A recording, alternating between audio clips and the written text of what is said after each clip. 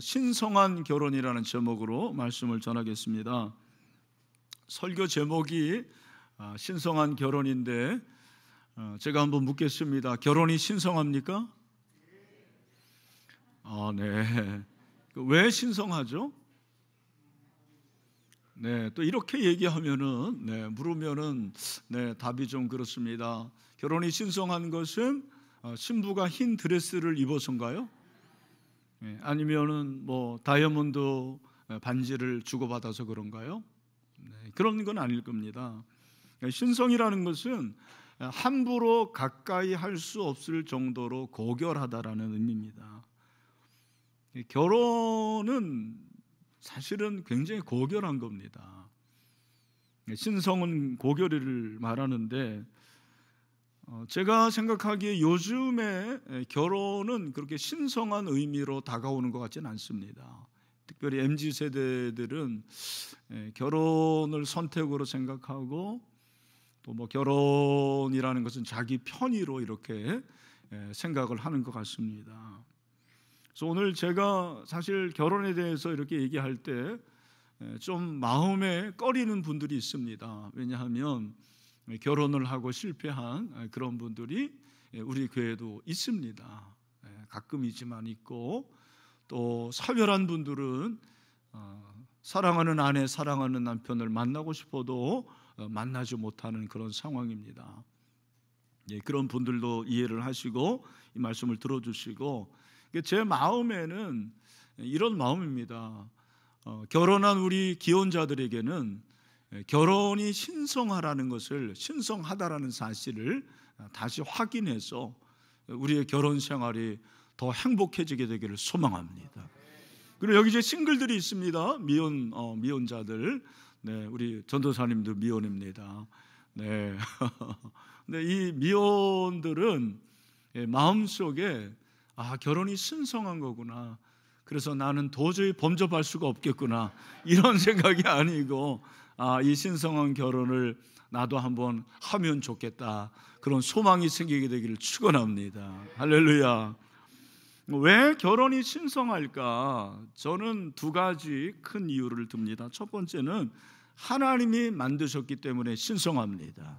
그러니까 결혼은 하나님이 만드셨어요. 하나님이 만드신 모든 것은 거룩한 것인 줄로 믿습니다. 창세기 2장 22절, 여호와 하나님이 아담에게 취하신 그 갈빗대로 여자를 만드시고 그를 아담에게로 이끌어 오셨습니다. 여러분, 하나님께서 아담에게 하와를 중매하신 거예요. 하나님이 만나게 하셨습니다.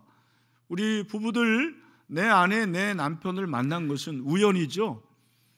우연이 아닙니다. 그럼 필연입니까? 우린 그런 말 안 씁니다. 하나님의 섭리입니다. 하나님의 섭리로 남편과 아내를 만난 줄로 믿습니다. 최대의 실수라고 생각하지 마시기를 바랍니다. 최고의 축복인 줄로 믿습니다. 하나님이 그렇게 남자와 여자를 만나서, 그렇죠? 신랑과 신부가 만나서 결혼을 하게 하시는데, 23절에 보면 그 아담이 하와를 보자마자 그냥 뿅 가죠. 그렇죠? 그래서 내 뼈 중에 뼈다, 왕뼈라는 말이 아닙니다. 왕뼈가 아니고 최고다 그 말이에요. 살 중에 살이다, 최고의 존재다. 그러니까 우리가 이런 마음을 가져야 되는 거죠. 수많은 사람들 중에 어쩌다 걸린 사람이 아니고 하나님께서 나에게 주신 최고의 배우자인 줄로 믿습니다. 그런 고백을 하게 돼요. 그러면서 우리 24절 말씀을 다 같이 읽겠습니다. 시작. 이러므로 남자가 부모를 떠나 그의 아내와 합하여 둘이 한 몸을 이룰지로다. 여기 남자가 이슈예요, 히브리어로. 그 다음에 그의 아내라고 그랬는데 원어는 여자입니다. 이슈입니다. 이슈가 이슈아를 만났다. 남자와 여자를 만난 것은 연합이죠. 왜 결혼이 어렵냐면 연합이기 때문에 그렇습니다. 연합운동이 제일 어려운 운동이에요. 수련회도 같은 교회에서, 제가 섬기는 교회에서는 항상 중고 대청이 연합 수련회를 가졌는데 너무너무 힘들었어요. 그죠? 연합이 어려운 거예요. 왜? 하나 돼야 되니까. 오늘날 젊은이들이 결혼을 기피하는 이유 중에 하나가 연합이 어려워서 그런 것이 아닌가 생각합니다. 내 혼자가 편하죠. 편리주의. 나 혼자가 즐기면 되는 것입니다. 그러면 성숙하지 못해요. 연합을 위해서 남자와 여자를 만드셨고, 그리고 남자와 여자가 만난 것은 남자와 여자가 만난 게 중요한 거예요. 이성입니다. 그러니까 하나님께서 두 가지 양성을 만드셨지 많은 성을 만드신 게 아닙니다. 남자와 여자. 결혼은 남자와 여자가 하는 거예요. 아니 이걸 왜 몰랐는지 모르겠습니다. 동성으로 결혼하는 경우가 어디 있습니까? 오늘날 소위 잘 나가는 나라들 선진국이 동성 결혼을 합법화하지 않습니까? 너무너무 하나님이 싫어하시는 것입니다. 감사하게 우리나라는 그래도 동성의 결혼 입법화되지 않았습니다. 여러분, 우리가 기도해야 될 줄로 믿습니다. 동성 결혼 말도 안 되는 거예요. 그러나 통계를 보니까 지금 20대들은 46%만이 동성 결혼을 반대합니다. 그러니까 50% 정도는 찬성할 수도 있고 유보할 수도 있다는 것입니다. 아닙니다. 사단이 결혼을 더럽히고 있습니다. 신성한 결혼을 더럽히고 있어요. 우리가 속으면 안 됩니다. 하나님이 만들어주신 이 제도권 아래서 남자와 여자가 결혼할 수 있는 신성한 결혼이 우리 가운데 계속되기를 축원합니다. 두 번째, 이게 중요한 거예요. 좀 길어서 어려워서 같이 읽겠습니다. 시작.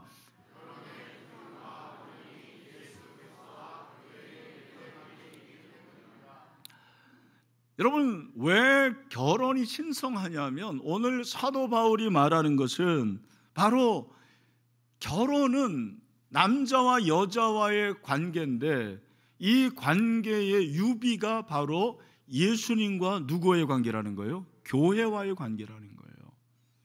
어떻게 이런 생각을 했는지, 이건 성령의 역사죠. 사도 바울은 아내와 남편의 관계가 예수 그리스도와 교회의 관계라 그렇게 말하고 있습니다. 그 정도로 결혼이 신성하다라는 거예요. 교회와 예수 그리스도의 관계가 얼마나 신성합니까? 누가 이걸 인위적으로 만들 수가 있어요? 얼마나 신성한 거예요. 그런데 결혼이 그 관계와 같다. 결혼이 굉장히 신성하다라는 거예요. 그래서 신성한 거예요. 오늘 32절에서 사도 바울이 결론적으로 말합니다. 다 같이 시작. 이 비밀이 크도다. 나는 그리스도와 교회에 대하여 말하노라. 그리스도와 교회의 관계에 대해서 말하는데 바로 이 관계가 결혼의 관계다. 비밀이다. 이건 신비라는 거예요. 여러분, 결혼이 신비 아닙니까? 생전 알지도 못하는 남자 여자가 만나가지고 한 가정을 이룩하고 평생을 살아가는 거, 이것이 하나님의 은혜인 줄로 믿습니다. 신비예요, 신비. 여러분, 이 신비가 바로 우리 가운데 이루어진 줄로 믿습니다. 그래서 사도 바울은 이 신성한 관계가 결혼의 관계다, 신성한 결혼이다, 그렇게 말씀하고 있습니다. 이 신성한 결혼에서 제일 먼저 말하는 게 뭐냐면 아내들이여, 아내들 정신 차리고 들으시길 바랍니다. 우리 22절을 내가 아내다, 또 나는 아내가 될 것이다, 네, 그런 마음을 가진 분들, 우리 자매들 다 같이 시작.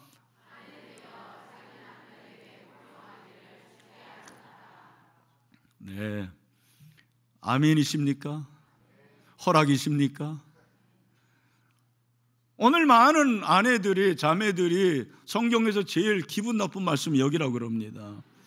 아니 왜 오늘 이 시대에 내가 이 남자에게 이 왼수에게 복종을 해? 말도 안 된다 그러는 것입니다. 전근대적이다, 권위주의적이다, 남성 우선이다, 이렇게 생각을 하는 거예요. 그래서 막 어떤 사람들은 막 흥분을 해요. 여러분, 흥분을 가라앉히시길 바랍니다. 왜 복종하라 그러느냐? 이것도 역시 예수님과 교회의 관계를 가지고 설명을 합니다. 여러분, 오늘 22절에서 뭐라고 말합니까? 아내들이여 자기 남편에게 복종하기를 누구에게 하듯하라. 누구? 주는 누굽니까? 예수님이죠. 그 말은 여러분의 남편을 누구처럼? 예수님처럼 그렇게 대하라는 거예요. 목사님, 농담을 하지 마십시오. 무슨 내 남편을 예수님처럼. 아니에요. 내 남편이 예수님이라는 말이 아니에요. 예수님처럼 교회가 주님을 대하듯. 여기서 아셔야 될 것은 기독교는 여성의 지위를 결코 폄하하지 않아요. 아니, 솔직히 상식적으로 기독교처럼 여성에게 기회와 권한을 부여한 그런 종교가 어디 있습니까? 기독교가 발달한 나라일수록 여성의 권한이, 여성의 그 어떤 내 지위가 얼마나 높습니까? 성경은 여성의 능력, 여성의 지성, 여성의 성숙도를 높이 삽니다. 여성의 영성을 굉장히 높이 여겨요. 어떤 면에서는 남성보다 훨씬 여성의 영성이 높지 않습니까? 뛰어나지 않습니까? 교회마다 여성들이 훨씬 많아요. 여초현상. 네, 천국에는 여성이 훨씬 많습니다. 아니, 그러면서 왜 복종하라고 그러냐? 성경이 병 주고 약 주는 거냐? 아닙니다. 오해를 하지 마십시오. 여기서 권위라는 이 말, 이 권위라는 것은, 복종이라는 이 단어는 권위의 복종인데 헬라어로 위포타소인데 정렬하다, 권위 아래 서다. 정렬하다, 권위 아래 서다. 군사적인 그런 용어입니다. 우리 형제들 다 군대 갔다 오셨죠? 자, 부대 열중샷 하면 어떻게 돼요? 열중샷 해야 돼요. 부대 차렷 하면 차렷해야 돼요. 그렇게 명령하는 지휘관이 마음에 들어요, 안 들어요? 안 드는 경우가 많아요. 그런데 어떻게 해야 돼요? 복종해야 돼요. 따라야 돼요. 왜? 그 사람이 대단해서가 아니에요. 지위가 있으니까, 그런 권위가 있으니까 복종하는 거라고요. 그걸 말하는 것입니다. 여러분, 대통령이 마음에 드십니까? 대답 안 해도 됩니다. 근데 왜 대통령에게 복종합니까? 법의 그 테두리 안에서, 법 안에서, 법이 대통령에게 준 권한, 그 권한 아래서 우리가 복종하는 거죠. 마음에 들든 마음에 들지 않든. 가정도 마찬가지입니다. 남편이 마음에 들어서가 아닙니다. 남편이 그럴 만한 자격이 있어서가 아니에요. 하나님께서 남편은 머리로서 권위를 주신 거죠. 그 권위에 우리가 복종하는 거죠. 그럴 때 뭐가 생기는 거죠? 따라합시다. 질서. 뭐가 생긴다고요? 질서가 생기는 거예요. 아내가 남편에게 복종하면 질서가 생기는 거예요. 만약에 그렇지 않으면 서로 싸우고, 네, 서로 다투게 되고 가정이 전쟁터가 되는 거예요. 육박전하고 뭐 별걸 다 합니다.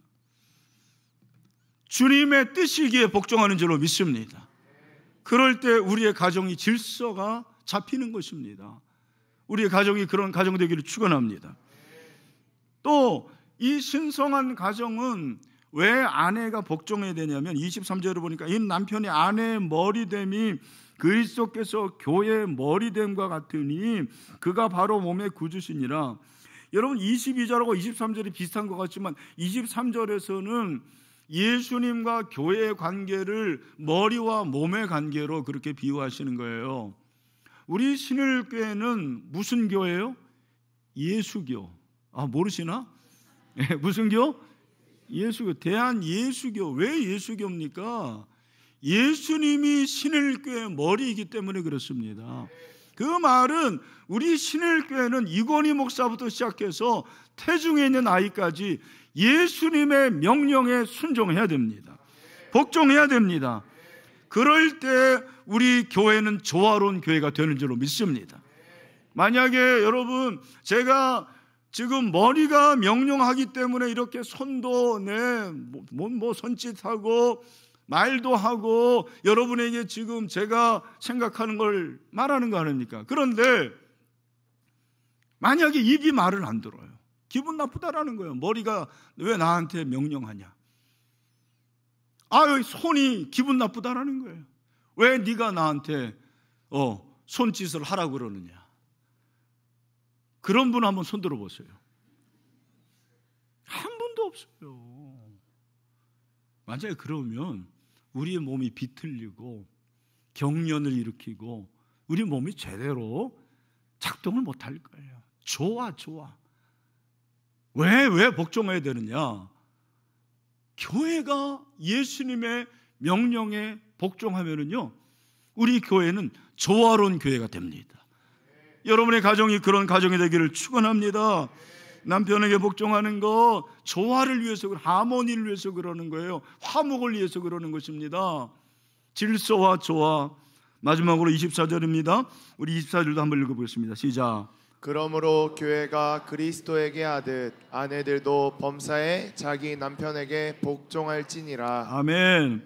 여기 보니까 교회가 그리스도에게 하듯 아내들도 범사에 자기 남편에게 복종할지니라. 무엇입니까?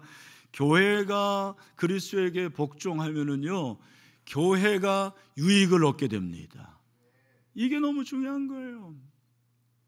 우리 주님께 복종하면 우리 주님께서 은혜를 주셔서 우리 신일교회는 은혜로운 교회가 되는 줄로 믿습니다. 여러분의 가정도 마찬가지예요. 내 남편에게 복종하잖아요. 그러면 그게 나한테는 마지막에는 유익이 되더라고요. 아내에게 유익이 됩니다. 남편이 다 알아요. 남편도 영적인 존재이기 때문에 아내의 마음을 압니다. 아내의 자세를 압니다. 가정의 유익을 위해서 복종하는 거죠. 단 하나의 예가 있다면, 만약에 성경에 어긋나는 일을 하라고 하면 그거는 하나님의 뜻에 따른다고 말씀하셨습니다. 사도행전 5장 29절, 베드로와 사도들이 대답하여 이르되 사람보다 누구에게 순종하는 것이 마땅하니라. 하나님께 순종하는 것이 마땅하니라. 아멘. 자, 지금까지 우리가 복종을 통해서 질서와 하모니와 유익이 되는 것을 살펴봤습니다. 이것이 바로 교회와 예수님과의 관계라는 것이죠. 그러니까 이 복종은 그냥 인간적으로 하는 그런 복종이 아니에요. 주님께서 이 복종을 참 원하시고 가정을 행복하게 하기 위해서 그렇게 하는 것이죠. 오늘 우리 자매들, 아내들 기분 좋으시죠? 제가 이제 이렇게 전 세계를 다 다는 건 아닙니다만 저는 그런 생각을 늘 합니다. 대한민국의 남편들처럼 수지맞은 사람들이 없다. 왜냐하면 대한민국의 아내들처럼 남편에게 순종하고 복종하는 그런 분들이 별로 없어요. 그리고 대부분 아름답습니다. 다 아름답습니다. 할렐루야. 그래서 나는 대한민국에서 태어난 것이 너무 축복입니다. 내 아내 만난 것이 축복입니다. 근데 저만이 아니고 여러분 모두가 그런 줄로 믿습니다. 그래서 오늘 이제 설교 시간에 이런 시간을 갖는 게 어떨지 모르지만 우리 옆에 있는 아내들 위해서 박수 한번 하겠습니다. 네, 그렇죠. 할렐루야. 자, 제가 보니까 우리 남편들의 얼굴이 너무 좋은 것 같습니다. 오늘 정말 잘 왔다. 네. 이 얘기를 아내가 들어야 되는데, 자, 안심은 금물입니다. 그 다음에 이제 남편들아 그러는데 아내에게 말씀하신 것은 몇 구절이죠? 3구절이에요. 22, 23, 24. 그런데 남편들아 25절부터 몇 절까지? 33절까지 몇 절이에요? 9절입니다. 제가 한번 물어보겠습니다. 왜 아내에게는 3절을 말씀하셨고 남편에게는 9절을 말씀하셨을까요? 여러 가지 사랑이 어렵다, 사랑이 중요하다, 그런 이야기를 할 수가 있을 것인데 저는 어떤 생각을 했냐면 왜 남편에게는 3번이나 많이 말씀하셨느냐? 남편들이 이런 지도와 편달이 필요한 사람들이기 때문입니다. 남편들이 이런 편이 어떨지 모르지만 무식해요. 사랑을 할 줄 몰라요. 그죠? 어떻게 사랑해야 될지, 사랑이 뭔지 이런 거를 배워본 적이 없어요. 예? 영어 수학은 잘 풀지 모르지만, 예? 컴퓨터는 잘할지 모르지만 이런 걸 모르는 거예요. 그런 남편들이 부지기수입니다. 그래서 오늘 제 얘기가 아니고 사도 바울이 어쩜 이렇게 말씀하셨는지 참 놀랍습니다. 신성한 결혼, 아내가 뭘 해야 된다고요? 복종하라면 남편들은 아내에게 어떻게 해요? 사랑하라 말씀하십니다. 사랑하라. 그 사랑을 4가지로 정리합니다. 자, 첫 번째 희생적인 사랑. 따라합시다. 희생적인 사랑. 자, 자기가 남편이고 나는 남편이 될 사람이다. 이런 사람들은 우리 같이 25절을 다 같이 한번 크게 읽겠습니다. 시작.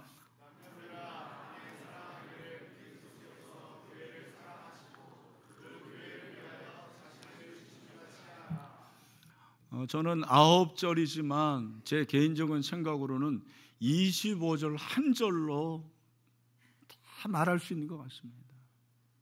남편들아, 아내 사랑하기를 그리스도께서 교회를 사랑하시고 교회를 위하여 자신을 주심같이 하라. 여러분, 왜 결혼이 신성하냐면 예수님과 교회와의 관계인데 예수님이 교회를 위해서 목숨을 버리셨어요. 왜 교회마다 십자가가 있냐면 이 교회는 예수님의 것이다라는 거예요. 예수님이 피를 흘리셨다. 그래서 빨간 거예요. 예수님이 주셨다. 예수님의 버리심, 주님의 사랑, 십자가의 사랑, 희생적인 사랑, 헌신적인 사랑. 고대 세계에서 대부분의 문화권에서 여성은 사실은 노예처럼 취급됐습니다. 1세기 얼마나 그 지위가 형편없겠습니까? 대부분 여성들은 남성의 그 관능적인 성적인 쾌락을 위해서 존재하는 경우가 참 많았습니다. 이런 1세기에서 사도 바울이 남편들에게 뭐라는 거예요? 당신의 아내를 위해서 목숨을 버리십시오. 희생적인 사랑을 하십시오. 이렇게 말하는 것입니다. 바울은 남편이 아내 사랑하는 것을 예수님이 교회를 사랑하시듯이 사랑하라. 목숨을 내버리라. 희생적인 사랑, 그 사랑을 말하는 것입니다. 예수님이 교회를 어떻게 사랑하십니까? 에베소서 5장 2절 그리스도께서 너희를 사랑하신 것 같이 너희도 사랑 가운데서 행하라. 이는 우리를 위하여 자신을 버리사 향기로운 제물과 희생 제물로 하나님께 드리셨느니라. 이 버리다라는 것은 넘겨주다라는 말이에요. 넘겨줬습니다. 정말 교회를 위해서 이런 희생적인 사랑을 하신 것입니다. 십자가에서 죽으셨다라는 것입니다. 우리 남편들이요, 아내를 위해서 자신을 버릴 수가 있습니까? 남편들이요, 아내를 위해서 내 목숨을 바칠 수가 있습니까? 그 희생적인 사랑, 그러니까 신성한 결혼인 게 바로 그걸 말하는 거예요. 두 번째는 정결케 하는 사랑입니다. 따라합시다. 정결케 하는 사랑. 26절에 이는 곧 물로 씻어 말씀으로 깨끗하게 하사 거룩하게 하시고, 저는 왜 이 구절이 이렇게 올까 생각했는데 이번에 이제 깨닫게 됐습니다. 사도 바울이 이 구절을 말한 것은, 잘 들으십시오, 예수님이 교회를 위해서 목숨을 버리신 것은 사랑하기 때문인데 그 사랑은 교회를 거룩하게 하기 위함이라는 것입니다. 교회를 거룩하기 위함이다. 그러니까 왜 결혼이 신성하냐면 남편이 아내와 결혼하잖아요. 그러면 사실은 그 가운데서 거룩이 이루어지는 것입니다. 이제는 다른 남자, 다른 여자가 관계할 수 없는 것입니다. 개입할 수가 없습니다. 바울은 남편이 아내를 사랑하는데 정결케 하는 사랑을 하라는 거예요. 자, 여기서 중요한 것은 예수님이 교회를 거룩하게 하셨는데 교회를 거룩하시게 하기 전에 예수님 스스로가 먼저 거룩하셨어요. 예수님은 죄가 없으셨습니다. 예수님은 죄가 없으셨어요. 그래서 예수님이 교회를 거룩하게 하십니다. 제 생각에 희생적인 사랑만큼이나 힘든 것이 정결케 하는 사랑이라고 생각을 합니다. 고대 사회에서는 순결을 주로 신부에게 요구합니다. 그래서 그리스 문화에서는 신부가 결혼하기 전에 강에서 몸을 씻는데요. 왜? 평상시에 목욕 안 해서? 물론 그런 것도 있겠지만 여러분, 그것은 무엇을 의미냐면 결혼 전에 모든 과거의 불결한 것을, 그러한 삶을 깨끗이 하는 의식이에요. 그런 의미가 있는 것입니다. 그러면 신랑으로서는 그 당시에 남편은 굉장히 자유로웠어요. 여러분 아시는 대로 여성 편력, 그걸 자랑했습니다. 몇 명의 여성과 사귀고 몇 명의 여성과 잠자리를 했는가, 이런 것들이 자신의 힘을 과시했습니다. 사도 바울은 그런 세계에서 신성한 결혼이다, 사랑이라는 것은 정결한 사랑이라는 거예요. 남편들이 거룩해야 된다는 거예요. 남편들이요, 아내를 사랑하십니까? 그러면 거룩해야 돼요. 내가 순결해야 돼요. 어려운 겁니다. 저는 매일 잠언서 한 장을 읽습니다. 잠언서를 읽으면서 많이 생각하는 것이 뭐냐면, 솔로몬이 남성의 그 솔로몬의 아들 르호보암에게 성적 순결을 너무너무 중요시 여겼다는 것입니다. 잠언서 5장 18절, 내 채무로 복되게 하라, 내가 젊어서 취한 아내를 즐거워하라. 20절, 내 아들아 어찌하여 음료를 연모하겠으며 어찌하여 이방 계집의 가슴을 안겠느냐. 함부로 술집에 가서 노래방에서 룸살롱에서 여자들 그렇게 함께하고 터치하고 이런 것들 잘못된 것이라는 것입니다. 아내가 아닌 여인에게 마음을 주고 연애의 기분을 느끼는 로맨스, 그건 로맨스가 아니라는 거예요. 심지어는 만지지도 말라고 합니다. 잠언서 6장 27절부터 29절, 사람이 불을 품에 품고서야 어찌 그의 옷이 타지 아니하겠으며 사람이 숯불을 밟고서야 어찌 그의 발이 되지 아니하겠느냐. 남의 아내와 통관하는 자도 이와 같을 것이라. 그를 만지는 자마다 벌을 면하지 못하리라. 아멘. 우리 남편들이 회개해야죠. 그래서 27절에 보니까 이렇게 거룩한 그 결과는 27절, 자기 앞에 영광스러운 교회로 세우사 티나 줄을 잡힌 것이나 이런 것들이 없이 거룩하고 흠이 없게 하려 하심이라, 그렇게 말씀하십니다. 예수님이 교회를 거룩하게 하신 목적은 하나님의 교회, 주님의 교회를 영광스럽게 하시기 위함입니다. 사랑하는 남편들이요, 여러분이 거룩하면 아내가 영광스럽게 되는 거예요. 우리 아내가 영광스럽게 됩니다. 놀라운 걸 말해줍니다. 제가 오늘 여러분을 위해서 선물을 하나 준비했습니다. 여기 사진 나올 텐데 이겁니다. 여러분 중에서 나는 아내에게 다이아몬드 반지를 해줬다, 아마 있을 겁니다. 저는 못 해줬습니다. 근데 다이아몬드가 왜 비쌉니까? 다이아몬드가 비싼 이유, 가치가 있는 건 포스입니다. 첫 번째는 무엇입니까? 캐럿, 중량이 많을수록, 무거울수록 가치가 있습니다. 커트, 절단을 잘해야 돼. 세 번째가 클래리티입니다. 투명합니다. 투명해야 돼요. 다이아몬드가 그냥 희쭈구리하고 뭐 그러면 안 됩니다. 컬러, 색상이 아름다워야 돼. 근데 역시 다이아몬드는 투명해야 됩니다. 투명한 다이아몬드. 사랑하는 남편들이요, 어쩌면 평생 우리는 다이아몬드 선물을 못 해줄 수도 있어요. 아내에게 해주기를 축원합니다. 해줬으면 좋겠어요, 정말. 근데 설사 다이아몬드 반지를 못 해줘도 저와 여러분이 정결하면 다이아몬드보다 더 큰 영광이 아내에게 임하는 것입니다. 세 번째, 돌보는 사랑. 28절부터 29절, 이와 같이 남편들도 자기 아내 사랑하기를 자신과 같이 할지니 자기 아내를 사랑하는 자는 자기를 사랑하는 것이라. 29절 다 같이 시작. 누구든지 언제나 자기 육체를 미워하지 않고 오직 양육하여 보호하기를 그리스도께서 교회의 함과 같이 하나니. 아멘. 여러분 잘 보십시오. 사도 바울이 교회와 그리스도 관계를 얘기하는데 예수님이 교회를 사랑하셔서 목숨을 버리고 거룩하게 하셨고, 뿐만 아니라 여기 보니까 보호 양육이 나오는 거예요. 이게 뭐야? 돌보는 거예요. 돌보는. 사랑하는 남편들이요, 여러분의 아내를 돌보시기를 바랍니다. 예. 남의 아내 돌볼 생각하지 마시고 여러분의 아내를 돌보세요. 내 아내가 지금 아프고 힘든데, 예? 아니 무슨 뭐 박애주의자라고 그렇게 합니까? 물론 이웃을 위해서 그렇게 하는 것도 중요합니다만 돌보는 거예요.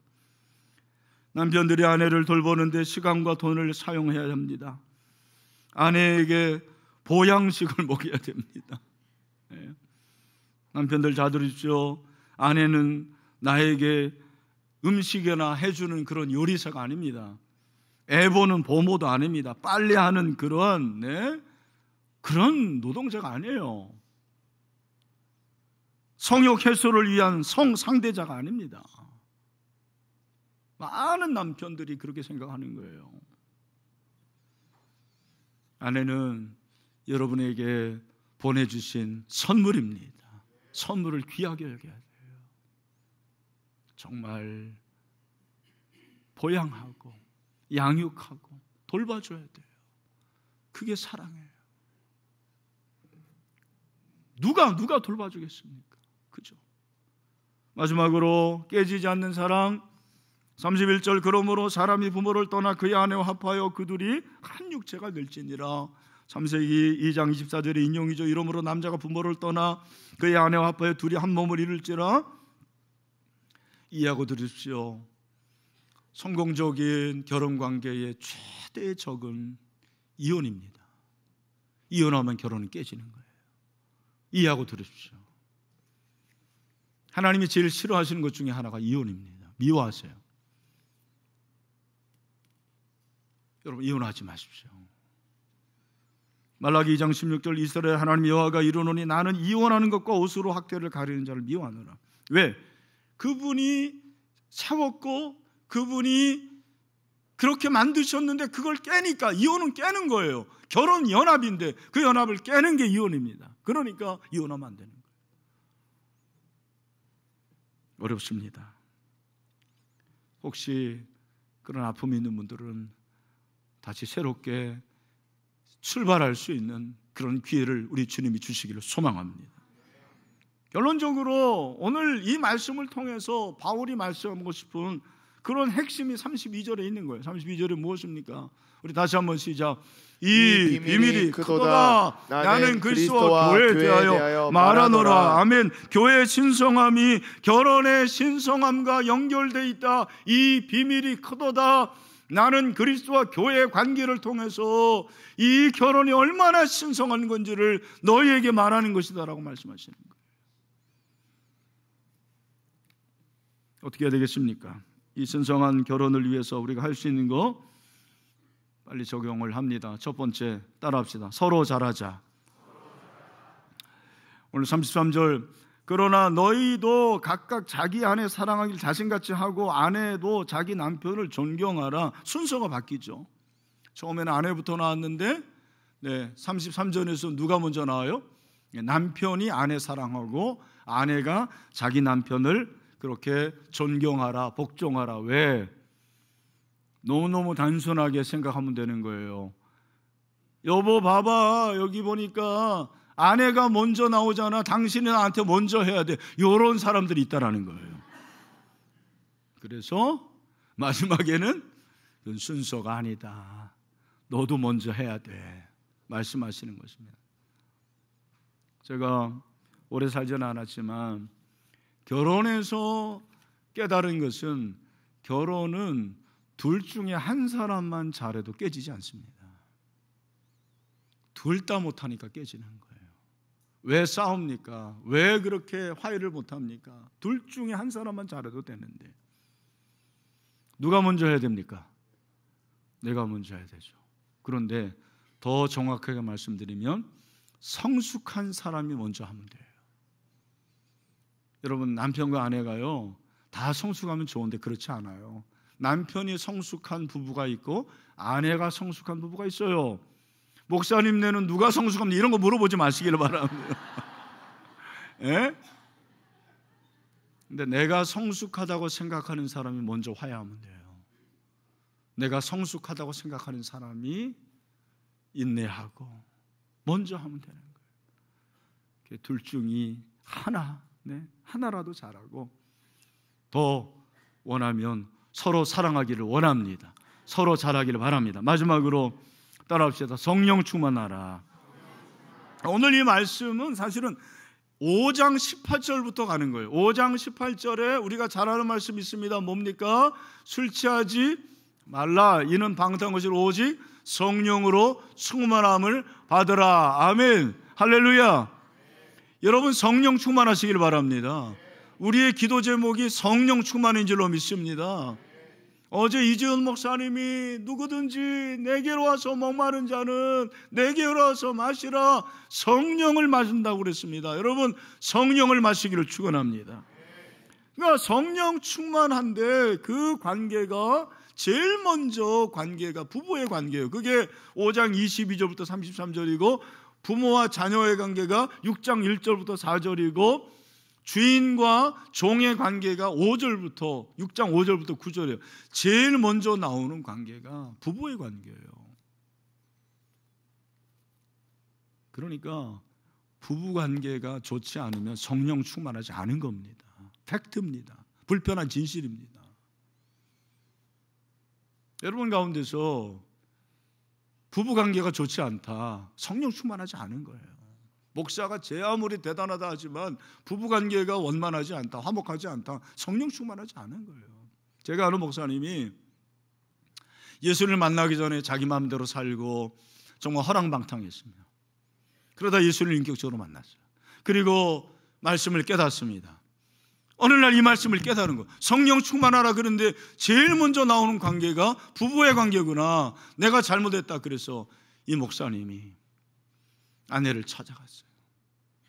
무릎을 꿇었습니다. 여보, 내가 몰라서 그랬어. 몰라서 당신에게 잘못했어. 용서해줘. 그게 회복이 됐다라는 거예요. 부부의 관계가 어떻게 보면 제일 먼저입니다. 늘 말씀드려요. 가장 가까운 이웃, 내 이웃을 사랑하라. 내 이웃이 물론 저 아프리카에도 있고, 그리고 뭐 빈민도 있고 독거노인도 있습니다만 가장 가까운 이웃은, 내가 섬겨야 될 이웃은 내 아내예요. 내 남편입니다. 그런 은혜가 있게 되기를 축원합니다. 그래서 마지막으로 제가 이제 실천 제안, 여러분 다 아는 말씀 드린 거예요. 몰라서 못하는 거 아닙니다. 5월 21일이 무슨 날? 부부의 날. 왜 21일이에요? 예, 둘이 하나. 근데 5월 21일에는 선물을 준답니다. 부부가 서로 선물을 주는데 남편이 아내에게는 뭘 준다? 장미꽃, 빨간 장미꽃. 근데 아내가 남편에게는 분홍 장미꽃을 선물한다는 거예요. 장미꽃은 사랑을 대표하는 거예요. 그래서 5월 21일 우리 신일교회 모든 부부가 상대방에게 장미꽃 선물을 합시다. 아멘. 자, 우리 교회가 다 여러분에게 드리면 좋은데, 뭐 그러기가 그렇잖아요. 그래서 여러분 한 송이라도, 뭐 100만 송이 뭐 안 해도 돼요. 한 송이라도 제가 SNS에 5월 20일 날 보내드릴게요. 내일은 선물하는 날입니다. 아내에게 빨간 장미, 남편에게는 분홍 장미. 여러분 다 선물하실 거죠? 네, 하시기를 바랍니다. 그래서 다음 주에 제가 질문할 거예요. 설교 이제 시작하기 전에. 여러분 다 선물하셨습니까? 자, 그럴 때 여러분 어떻게 하셔야 돼요? 아멘, 할렐루야. 네, 그렇게 하시길 축원합니다. 네, 그렇습니다. 따라합시다. 결혼은 신성한 것이다. 할렐루야. 우리 자녀들이 꼭 결혼하게 되기를 주님의 이름으로 축원합니다.